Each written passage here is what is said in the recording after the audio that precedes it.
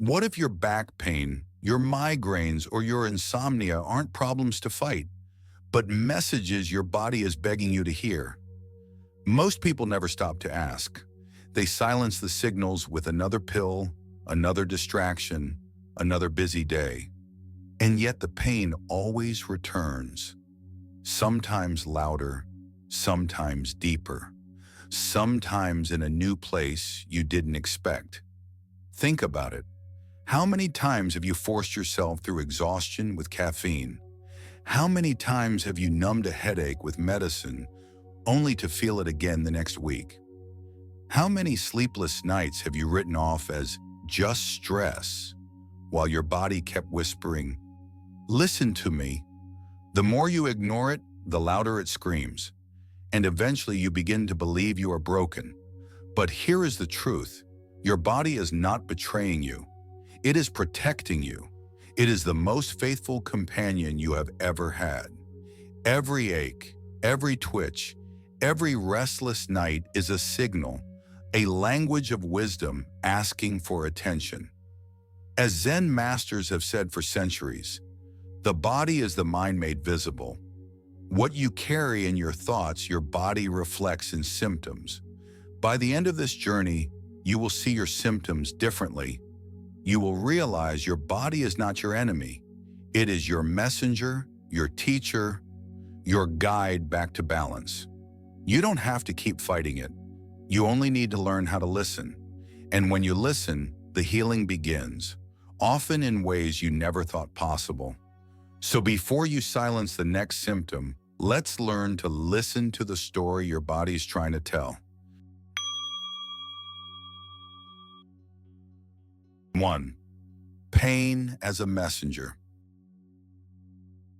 Every ache is a voice. That twinge in your back, that pounding in your temples, that cramp in your stomach. They are not random accidents. They are not betrayals of a failing body. They are messages spoken in the only language the body knows, reminding you of the balance you've forgotten. Zen masters have long taught that pain is not the enemy. Pain is a teacher. It is a signal that you have strayed from the middle path, from harmony between body, mind, and spirit. One master once said, "When the body cries, it is because the mind has not listened." In this view, pain is not punishment. It is compassion disguised as discomfort, a gentle push to bring you home. There is a story of a monk who lived with chronic pain in his legs. Instead of fighting it, he bowed to it each morning as if greeting a wise friend.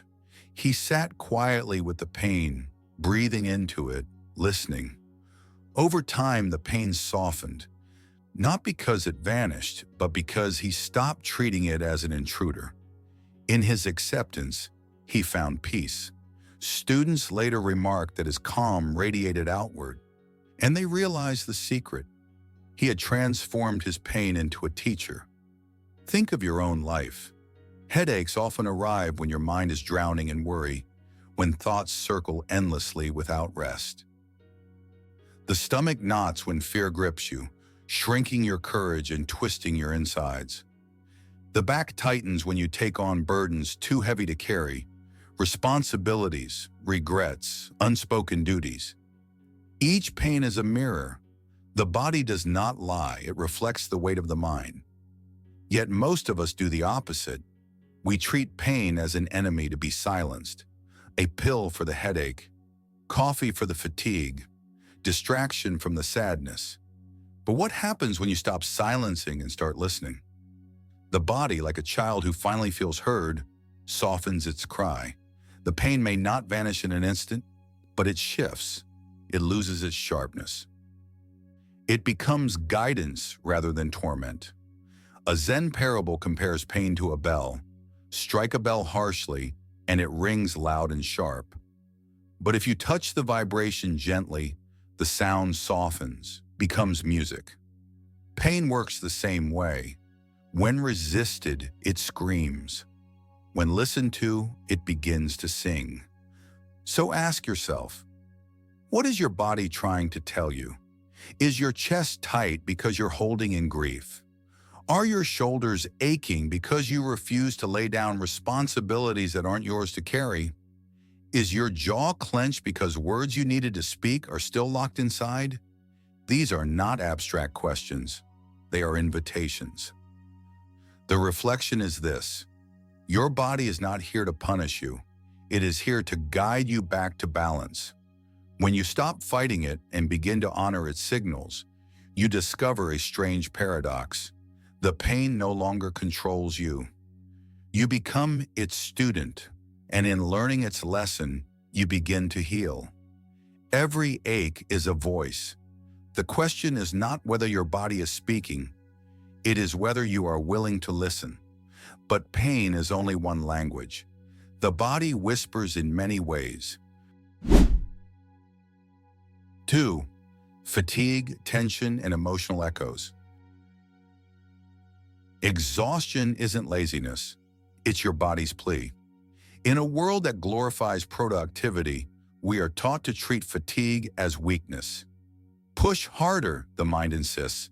Sleep when you're dead, society cheers. But your body is not applauding. It is begging. Every yawn, every heavy step, every moment when your eyelids burn is not a failure. It is a cry for help. Think about the sleepless nights you've endured. You toss and turn, mind racing, heart pounding. No amount of counting sheep can drown out the noise inside. This is not random insomnia. It is your body echoing the weight of emotions left unresolved. Fear that tomorrow will overwhelm you. Regret that yesterday is still haunting you. The silence of the night only makes the whispers of the mind louder, and the body listens faithfully. Then there is the constant fatigue, the kind that no amount of coffee seems to fix. You wake up tired, stumble through the day tired, and collapse into bed tired. This isn't laziness. This is your body carrying the invisible burden of thoughts you refuse to put down. It is exhaustion born not from lack of effort, but from carrying too much emotional weight without pause. Tension tells the same story in a different language. Notice your shoulders. Are they tight, drawn up as if trying to guard your heart? Notice your jaw. Is it clenched, grinding through words you never spoke? Notice your chest. Does it pound when fear enters the room, as if reminding you that the body cannot lie when the mind tries to hide? There is an old Zen story of a young monk who collapsed from exhaustion while working in the monastery garden. Ashamed, he apologized to his master, believing he had failed his duties. The master only smiled and said, "Resting is also part of practice. To breathe is to pray. To sleep is to bow." That lesson changed the monk's life. He learned that his body's need for rest was not an obstacle to spiritual growth. It was part of it. How often have you ignored the same lesson? How many times have you told yourself to push through instead of pausing? Fatigue is not betrayal. It is guidance. It is your body's way of pulling the emergency brake before you derail completely. Even the heart speaks this truth.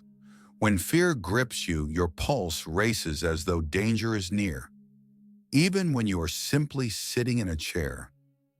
That pounding is not a flaw. It is the echo of an emotion unacknowledged. Anxiety writes its story in heartbeats, just as grief writes its story in shallow breaths, just as anger burns in flushed skin. The body reflects every emotion you try to bury. You may suppress the thought, but the body will carry the memory. A clenched fist, a hunched back, a restless night. This is why Zen masters insist that awareness is the first step to freedom. Noticing your fatigue, your tension, your racing heart is not weakness, it is wisdom. It is the body saying, "What you refuse to feel, I will show you." One master once told his students, "The body is honest even when the mind lies. If you tell yourself you're fine but your stomach churns, trust the stomach. If you claim you're calm but your jaw aches, trust the jaw.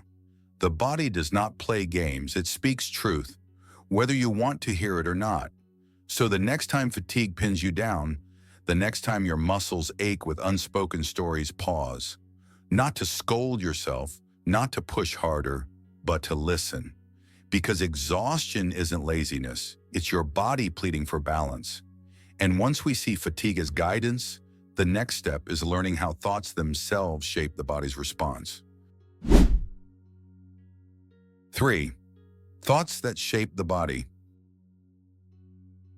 A single thought can tighten your chest or set it free. That is the silent power of the mind.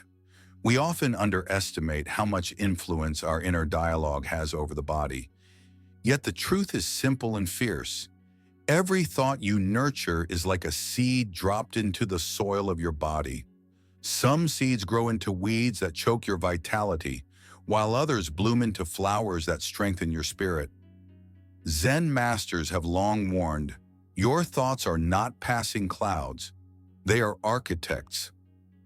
What you repeat becomes your reality, not just in the mind but in the muscles, the heartbeat, the breath.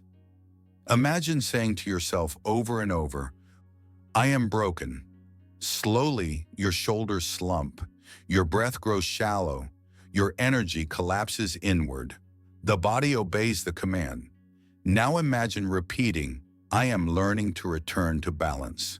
Suddenly the chest expands, the breath deepens, the body softens as if finally permitted to rest. There is a story of a monk who suffered from severe pain in his legs. He had tried remedies, herbs, even long fasts, but the pain lingered. Instead of cursing his body, he sat each day whispering phrases of compassion. May I be at peace, may my body find rest. At first, nothing changed. The pain still burned, but he continued, planting the seed again and again. Weeks later, he noticed the pain had loosened its grip. It did not vanish, but it no longer ruled his life. He had shifted the soil of his mind, and the body responded like a tree turning towards sunlight. Think of the last time you felt deep fear. Did your chest not clench? Did your breath not stumble? And the last time you felt love, true, unguarded love, did your body not melt with ease? This is no coincidence. Thoughts are not invisible. They ripple into the body with every heartbeat. Anger stiffens the jaw. Worry knots the stomach. Compassion softens the face, slows the pulse, warms the skin. Zen teaching reminds us, thoughts are seeds and the body is their garden. Neglect the garden and weeds of despair take over. Tend it with mindfulness and resilience blossoms. You may not control which thoughts appear, but you always have the choice of which ones you water. A cruel thought may shout, but if you stop feeding it, it withers. A gentle thought may whisper faintly, but if you nourish it daily, it grows strong enough to shade your life with peace. One master compared this to chanting. Monks repeat words of loving kindness, not because the universe needs to hear them, but because their own bodies and minds do. Over time, those words carve grooves of compassion into the heart until kindness becomes a natural rhythm of their breath. What you repeat, you become. The danger is in forgetting this. Many live their lives chanting silently, I am tired, I am worthless, I will never change.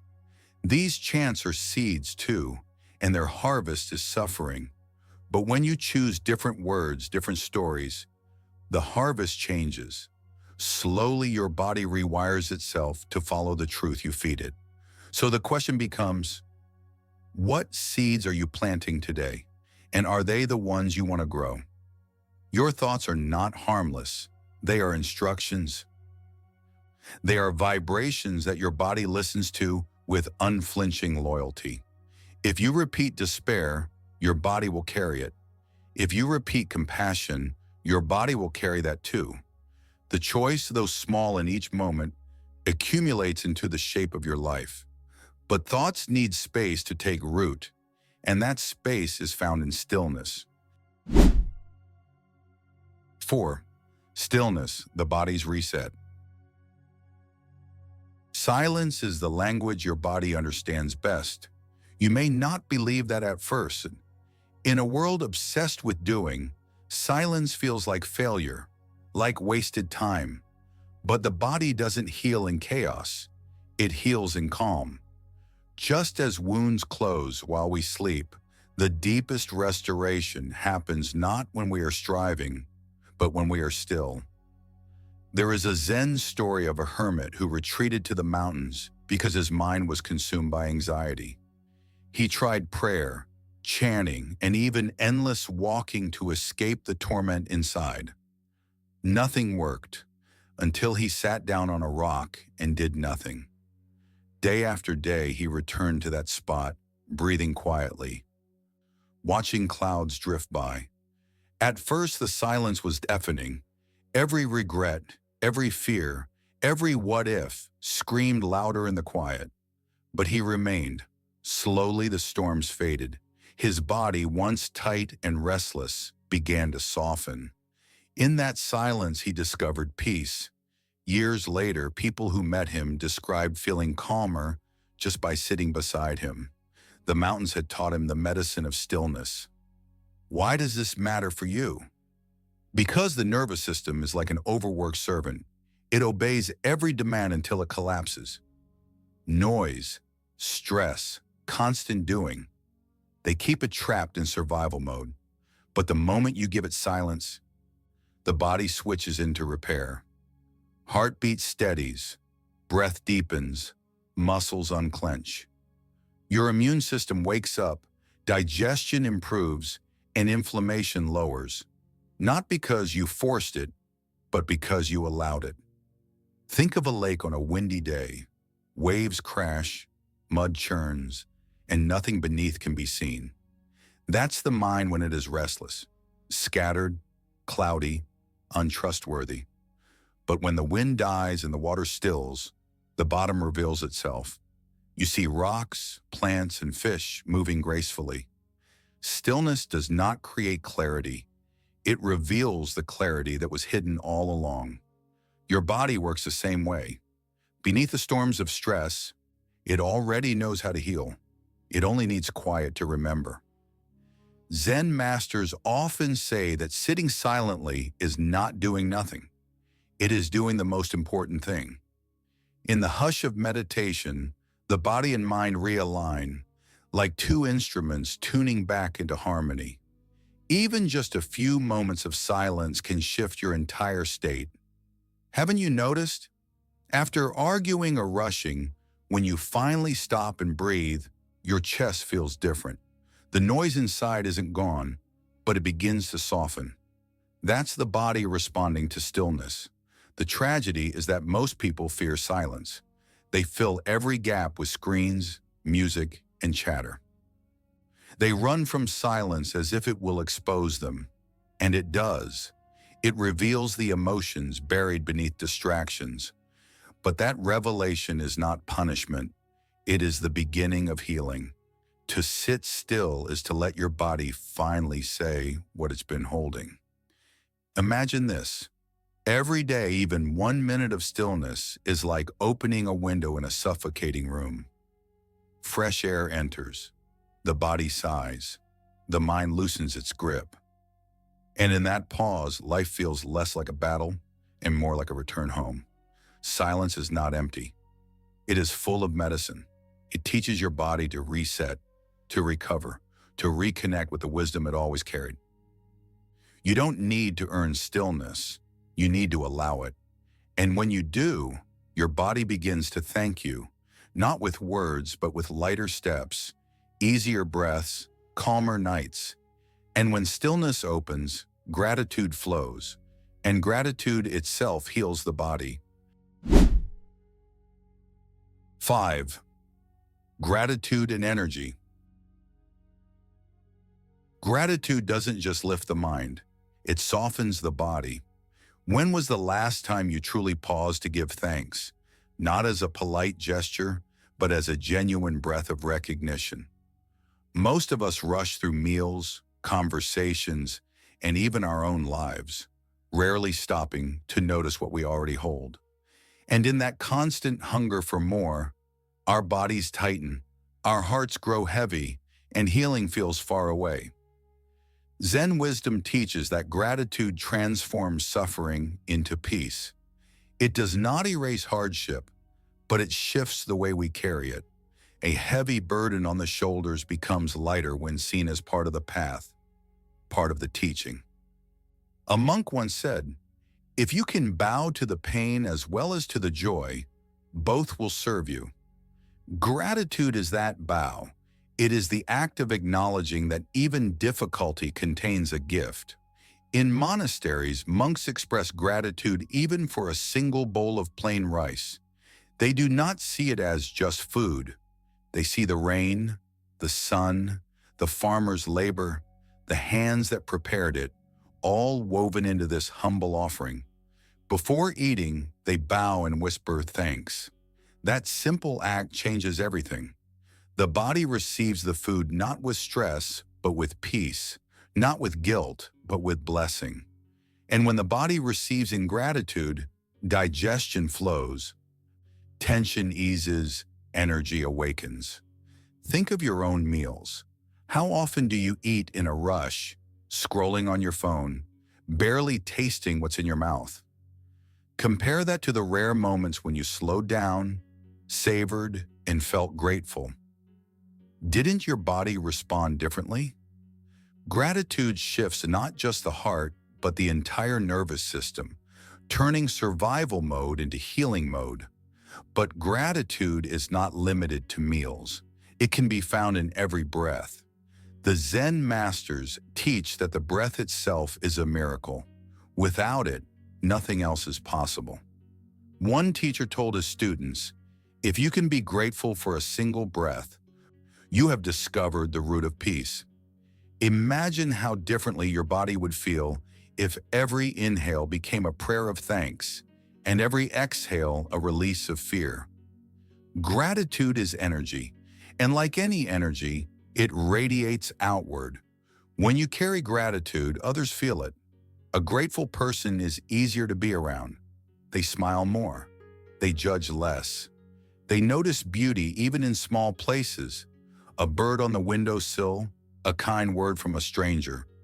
This energy does not just heal them, it softens everyone nearby.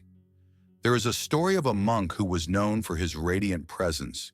People said he never seemed to have much, but when he entered a room, it felt warmer, lighter. When asked his secret, he answered simply, "I say thank you for everything. Thank you for the sun. Thank you for the rain. Thank you for the pain that teaches me. And thank you for the joy that sustains me." His gratitude became his aura, and his aura became medicine for all who met him. Gratitude also carries a paradoxical power. It invites more of what you honor. When you give thanks for health, you begin to notice strength where before you only saw weakness. When you thank life for small joys, more joys reveal themselves. The body listens too. Muscles loosen, the heart rate steadies, healing unfolds. Not because you forced it, but because you created an inner environment where peace can grow. So ask yourself, what energy do you radiate each day? Do you spread the heaviness of resentment or the lightness of gratitude? Because your energy is never private. It touches your family, your friends, even strangers who cross your path. Gratitude is not just medicine for you, it is medicine for the world. So what does this mean for you, right now, in daily life? Your body's not betraying you. It is guiding you. Every ache, every sleepless night, every wave of fatigue is not evidence of weakness, but a compass pointing you back to what truly matters. You may have spent years believing your body was broken, something to medicate, numb, or silence, but now you know the truth. Your body has been your most loyal teacher, speaking in a language of signals, waiting for you to finally listen. You don't need another pill to tell you who you are. You don't need to wait for life to give you perfect conditions to feel at peace. Healing begins not in a bottle, not in a clinic, but in the quiet courage to ask, what is my body trying to show me right now? That single question can change everything. Because the moment you stop fighting your symptoms and start honoring them as messages, your relationship with yourself transforms. Pain becomes guidance. Fatigue becomes permission. Tension becomes truth. So let me ask you, which signal has your body been sending you? And are you ready to listen? Is it the knot in your stomach that tightens every time you say yes when you mean no? Is it the heaviness in your chest that arrives with unspoken grief? Or is it the ache in your shoulders, carrying burdens you were never meant to hold alone? Share your signal in the comments, not only to claim your healing, but to inspire others to listen to theirs. And if this message touched you, please like, share, and subscribe so that more people can learn the art of listening to the wisdom within. May you walk gently, hear deeply, and let your body's wisdom lead you back to peace.